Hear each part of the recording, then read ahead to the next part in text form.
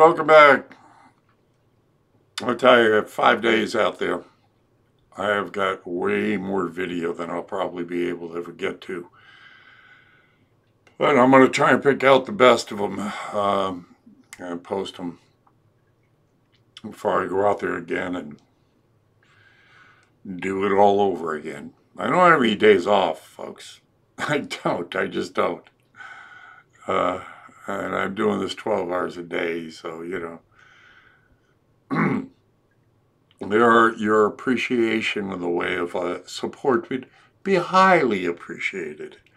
What we have here is and this is a guy from New Zealand who, of course, subject of the attack came up of what happened out there, which I'm highly suspect of. More and more it's looking like another false flag operation. I don't know, they just never stop. Huh?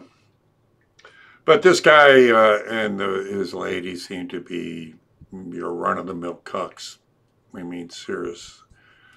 And that's going to be pretty self-evident. I try to feel people out at the beginning, you know, to see where they're coming from, and then if I see that they're not in tune, try to you know, play with them to get them find some common ground, and maybe we can go from there to lead them to a more open mind of that.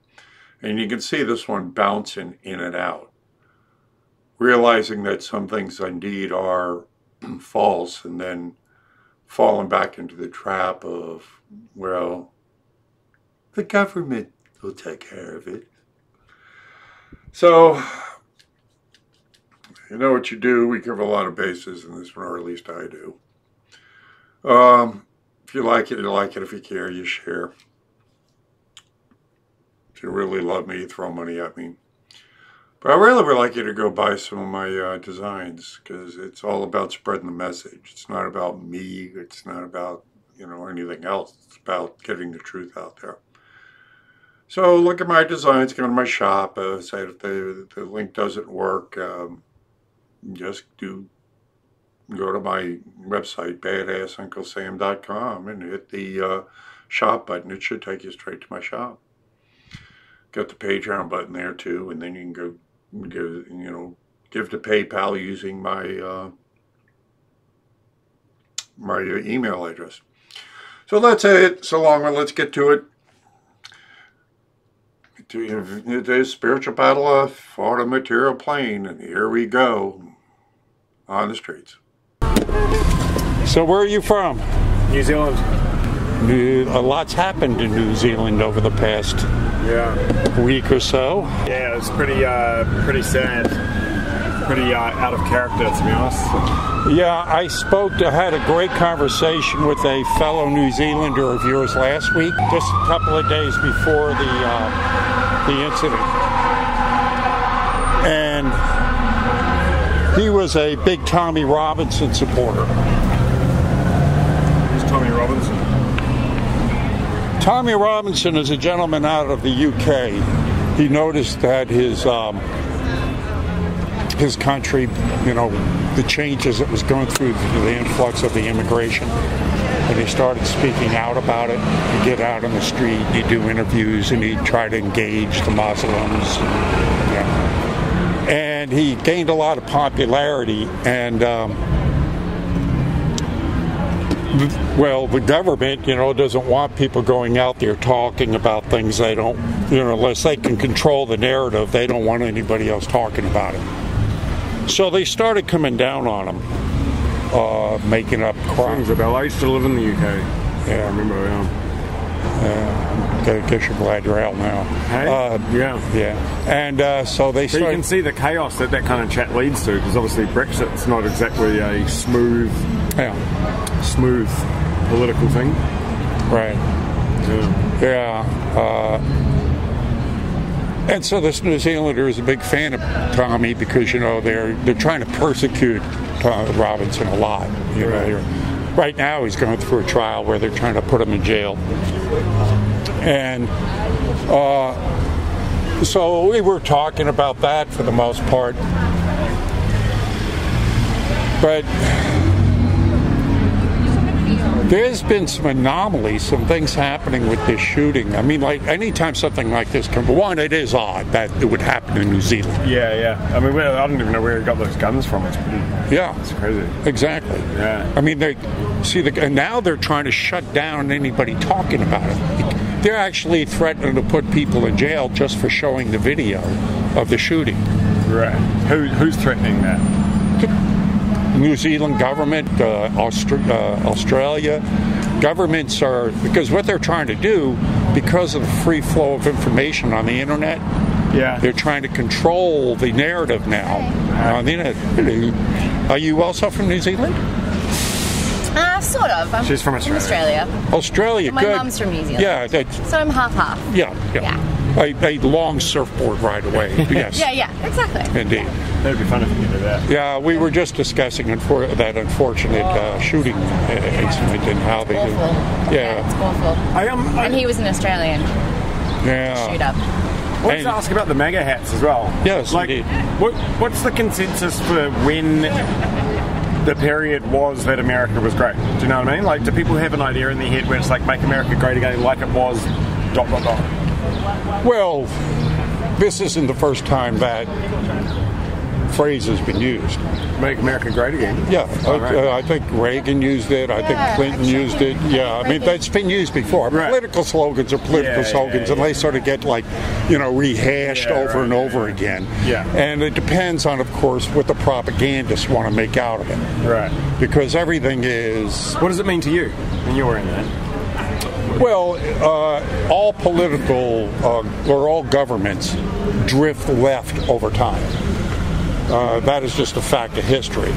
I mean, after a while, if you're a Democratic government, it'll start drifting left. Today's Republicans are sort of like yesterday's Democrats. It's actually undergone a weird reversal, hasn't it? Like, in Australia, it's the opposite. But it was the Democrats that actually used to be most popular in the South, and I mean, I'm talking like post-Civil War, during the 150 years ago or whatever.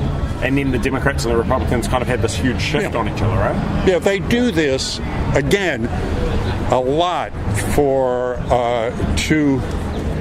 it's all about control. I mean, it's all about control. So to keep things confusing for people, to go ahead and control the narrative, the powers that be control the narrative. They've always controlled up until the internet. It was the news agencies that were controlled by the corporations, which control the government, which, are controlled by the bankers, that always have controlled the narrative. So the idea is to keep us fighting against one another. So, why just two political parties? It's easier to control two political parties. But to most people or to yourself, is there a time in your head when America was great that you would like to see it go to be made like again? Do you know what I mean? Like, when was the heyday, kind of? Well, we could say like after, probably right after World War II, when America won the war, and we were like looked upon as the people of, who spreading freedom and all. Of course, that was all bullshit too, because that war was perpetrated by the bankers, and all wars. It's a good documentary to watch. It's a short one too. It's only 45 minutes long, but straight to the point.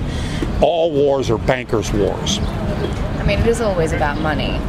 Yeah, control and money and and so. The problem with post-war, I mean, like we were at the Civil Rights Museum yesterday in Memphis, and I mean, post-war was just as bad if you were a black person in America. It was terrible, segregation and everything. Yeah, I mean, So, we've always had never a time that's perfect. Well, indeed, I was just going to thank you for making my point. There's never a time that's perfect. There's always things to be done and undone or redone and over again. But overall, we have moved forward. I mean, today's environment, as far as this whole thing about racism, systemic racism in this country today, is complete bullshit. How so? Well, I mean, we've moved past it for the most part for a long time ago. Show me where. I mean, I ask black people all the time, but when was the last time we refused a job because of your skin color? When was the last time you had to sit at the back of a bus? When was the last time? Matter of fact, with things like affirmative action, they actually get a heads up. So if you want to talk, what I've observed going through the South, it's many African Americans seem to be impoverished, which is a hard thing to actually get out of. Well, you can't blame white people for that. Well, I think you can look blaming. back. It's not blaming. It's just kind of looking back at the cause of, like any historian goes, where are we at now? Well, what is the cause? Lack of education? Yeah. So, I mean, okay, so there we start there. Again, then we go back to the governments. The governments keep us dumb for a reason. It isn't just black people that are dumb. There are plenty of white people that are dumb. I agree. So, there's a lack of education that the governments will, what do we get now? We get educated idiots. Yeah. You go to school to get in debt and they come out dumber than they went in. We had to go last night. The debt problem is awful that you guys have here. I mean, we have a government system where you pay your loans back, but they're interest-free loans for education, so that when you come out, it's a scam here. You understand that the powers that be need to take America down, because if they once they take America down, because we are that that goal that every other country would try to strive for, rightly or wrongly. So if they take America down, they can come in with their New World Order. The New World Order. That's a term I haven't heard for a while. That used to be a big thing in the 90s, right? It's still very much in the works. Absolutely. It's basically, I guess it's the New World Order has been usurped by the word globalism. Because globalists are the New World Order. Do you like Trump as a man? Or are you kind of like non-political? You don't like? Well, like as a man, I like him. Yeah, as a politician, yes and no. There are some things he does that I think are good. There are other things he does I'm furious at. So it's like, okay, where do you go with this? But the point is, that I'm looking at, you also judge a man by his enemies. Everybody's trying to get him out. Well, good. That means he has a lot of enemies. Well, his enemies are my enemies. Why so, though? Because I think a lot of things that you say are the similar things to what the Democrats say and what people on the far left are saying, like quite similar. That there's a problem with power, there's a problem with money, there's a problem with a lack of education. Yeah, but their solutions their solutions on the left is to centralize more, to give the government more power. Well, I think certainly when it comes to education, I think that's a really important thing for the government to manage. I think that's the worst thing that you can do. Again, we just went over this. If the government's job is to keep us dumb, the last thing in the world you want to do is give them the power to educate. But is the market going to be better at it? I don't think the market is better at it. That's the problem. Oh, sure. I think we have a lot of people in this country now that are homeschooling. We have the kind of like Pepsi high school. You know what I mean? Like, are they going to give you a rounded? I think it ought to be more localized. I think, it ought to be, put more into the states. That's a good idea. Having like local councils that have more involvement in their schools, I think, is a great idea. Yeah, but centralized. I think they ought to do it with the Department of Education. That is, to me, is just a propagandized network. You're standardizing over the entire country. We have 340 million people in this country. How do you have one standard for all of those people? Well, we met a girl last night who was a nurse from San Diego, and she, I sort of mentioned that we'd had this horrible terror attack in New Zealand, and she said, so is New Zealand a country? What is New Zealand? And I said, yeah, and then I said, so this guy went into a mosque and shot 50 people. And she was like, what's a mosque? Is that? And I was like, that's where Muslim people go to pray. Yeah. And I was just like, man, but she's a nurse. Like, she's been to college and everything, and kind of like, to what extent? I go back to my educated idiots remark. Yeah, exactly, yeah. People, again, what they try to do, the powers that be try to do, is trying to get people involved in superficialities. Yeah. Not getting into, in other words, I mean, I'd fight a nickel for every time I've heard, I don't pay any attention to the government. Yeah. I'd be as rich as Trump. You're right. They try to keep us involved with our iPhones and on Facebook and, you know, and on. Are they that organised though? I can't see how the government would have the ability to think something like, and then enact something like keep them stupid. They just seem to, that's putting a lot of faith in the government as being more organised than you would. But believe me, when we say the government's a monolithic thing, actually the government is just a cog in the wheel. It's people behind the government, the ones that never leave. The bureaucrats, and, well, I mean, we can get into a lot of beyond the Koch brothers. They have a lot of power, though, in America. A lot. Yeah, so does George Soros. I don't think George Soros has a lot of power, though. Oh, hell he doesn't. He has a loud voice. The hell he doesn't. I really think he doesn't. Oh, no, I could give you plenty of reasons why he does. I mean, he owns several media outlets. Yeah, he has. I mean, he's control of. Oh, the hell he isn't. But he's not able to directly create policy. I mean, you've got. The hell he isn't. I know. This is my job. I do this for a living. I'm telling you that he is. He is, as a matter of fact, directly. He's under. If he goes into a half dozen countries, he'll be arrested because he specializes in overthrowing governments. That's his job. That's what he says. That's what he does. He makes money out of chaos. The man. You got to remember that the man is on record, on video, on a 60 Minutes interview, saying the happiest days of his life is when he was collaborating with the Nazis to take Jewish property and confiscate it. That's how he made his money. That's on 60 Minutes. That's his own words. And when Dan Rather asked him, says, well, most people would be on a psychiatry couch saying that. He said, well, I have no problem with it. I have no problem. If I didn't do it, someone else would have. That was him. That was George Soros. He's a complete psychopath. That man has financed the color revolutions strictly to go in, create chaos, drive the markets down, go buy things on pennies of the dollar, then come in and scoop up. The guy is a complete maniac, psychopath, sociopath who specializes in taking down governments, and he is trying to take our government down doing the same methods. I promise you that. Well, I mean, I've never seen that. The Koch brothers pale in comparison. They're like a pimple on his ass compared to the power he has. I'm telling you. So there's a good documentary I would like you to watch on this, beyond the other one I mentioned, which was? I can't remember. I don't think you gave me the name. All Wars Are Bankers' Wars. Oh, that was the actual name. Yeah, All Wars Are Bankers' Wars. This other one is called Thrive. It's easy to remember. Now, you're familiar with Procter & Gamble? Yeah. Probably one of the largest conglomerates in the world. Yeah. Foster Gamble, heir to that vast fortune, room to be a top 0.00001%er, has an epiphany as a young man. And he goes, I am surrounded by insane people. They are crazy. So he breaks from the elitist agenda, and he makes his documentary called Thrive.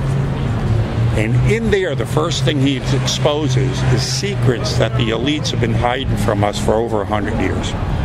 Things like free energy suppression. And I'm not talking about solar or wind. We're talking about real free energy. And then he goes into showing how a small cabal of very powerful people control everything. They control it through ownership, the media, corporations, governments. They own all of these things. Thrive. And so he goes through and shows how all this is done. It's very well done, very well explained. But the good thing I really like about this documentary, he just doesn't show what's wrong. He goes, this is their weaknesses, and this is how we can get our power back. So he shows the little things that we can do to go ahead and undermine their power, to get our power back. I highly recommend it. So Thrive and All Wars of Bankers' Wars will bring you up to speed and show you that most of what we've been taught is a lie. It's a facade. It's propaganda. It's stuff that they feed us to go ahead and get us on one side or the other, going, they're bad, they're idiots. So we are eating each other's throats and not focusing on the ones we need to be focusing on. So even like this thing with the shooting in it's highly suspect. The timing of it, the fact that, you know, you're familiar with false flag operations, correct? Yeah, where they like fake being a terrorist or whatever for some other agenda. Yeah. Every time something like this happens, you have to, I mean, I would venture to say that 9 out of 10 times something like this happens, it's orchestrated. It has been programmed to happen. They do it for a reason, to take our focus off of something else or to push another agenda, or both. It's possible that this guy was just a crazy dickhead? That's possible. All things are possible. Or even more likely. Like, again, there's so many variables. Or again, like you brought it up, where'd he get the guns? I mean, and why wasn't he on anybody's radar list before this? Because he's a crazy person who just went into something. Well, again, that's, if you look at it, all the narratives push, oh, it's a lone crazy guy. You know, it's like Lee Harvey Oswald. Oh, it was a lone crazy. Well, if you take 10 minutes and look at Kennedy's assassination, you know damn well he didn't do it. Well, we were saying that about the guy who shot Martin Luther King. Like, that's crazy. Thank you. Suddenly he's getting passports and he's like traveling and he's... Thank you. You see, so every time that they bring up this narrative, oh, it's a lone crazy guy, right? That's the narrative they push. But if you look into things like MK Ultra, which is a government mind control program. Oh, there's the Minus Goats. I'm good. Thank you. Yeah. Thank you. These things are real. They have them. They exist. They do have killer cells. I'll give you an example. There was about maybe 5-6 years ago, where one day, all of a sudden, like there were a half dozen guys that were all in the same army unit that lived in different parts of the country. That one day, the same day, they all killed their families. Wait, what? Yeah. So, you know, it's like the idea is it's a test. All of a sudden they get a phone call and it's like monkey skin. They see if their it's a program to see if their mind control programs are working. You can even go back as far as the Manchurian Candidate. Look at, you know, the Manchurian Candidate. Yeah. These things are real. They're not science fiction. They're actual government programs to mind control people. So then when they, you know, send these, you know, robots out there, these guys that are mind controlled, they are actually government controlled, but now, oh, he's a lone nut. Look what happened in the Las Vegas shooting. We had 58 people get murdered here. We still don't even know the motive. Yeah, I know. They don't even know what the hell. All right, 58 Trump supporters get murdered. 500 get injured. And we don't know the... 500 injured. Yeah, 500 got injured. And I mean, I've talked to people that were there in the crowd, watched people get killed right next to them, that told me those shots came from ground level in different directions. I mean, how would they know though? Like if you're when you're in that those, moment, yeah. there'd be they weren't. It wasn't because it was more than one. If it was just one, I've talked to several witnesses. I've talked to at least a half dozen people that were there that told me that, and you know, and I've talked to experts in guns and ammunitions and whatnot that told me that. I mean, I have guys that were in the military that are expert marksmen that said those guns that they said were used were not the ones that were used, and that they sound and everything about it. Plus, I'm saying, why don't we know anything about it? How do 58 people get killed? We don't even know the motive. I mean, sometimes. So these things are, I'm telling you, that's what I'm saying, the New Zealand thing. Like I just watched some videos last night of it, where, you know, tell me the explanation. When he's going down the hallway for the first time, he gets into, he goes into the hallway, and there's a magazine on the ground, right? This is the first time he goes in, and there's a magazine on the ground. So he goes down the hallway shooting, comes back and picks up the magazine and puts it in the gun. Well, where did that magazine come from? I'm sure there's like, I haven't watched the video and I don't want to. So. But I did. I'm saying, where did that magazine? That's a question. Where did and then when he's shooting, there's no damage to the walls. How can there be no? He's shooting down and you don't see any bullet holes. Damage on the other side of the wall. If you've ever shot through a wall, it's on the other side. But if you're shooting in this, you would see some. Then he goes back and comes up. You'd see some holes. There were no holes. Then when he's on the outside shooting, and you see the cartridges coming out, they're coming out, but you don't see them land. They disappear. There's none on the ground. The ground is just clear. So what are you suggesting there? I don't know. I'm just saying that these anomalies, when you look at things like Sandy Hook, there's so many anomalies about that. There's never been any answers for. We don't know if these things are. I've studied Sandy Hook enough to know. Before we get into that, I better run after my girlfriend there. But interesting to talk to you. Yeah. I'll look at things slightly closer. Yeah, watch those two documentaries. What's the name of them? Thrive and Every War is a Banker's War. Yeah. Have a good one.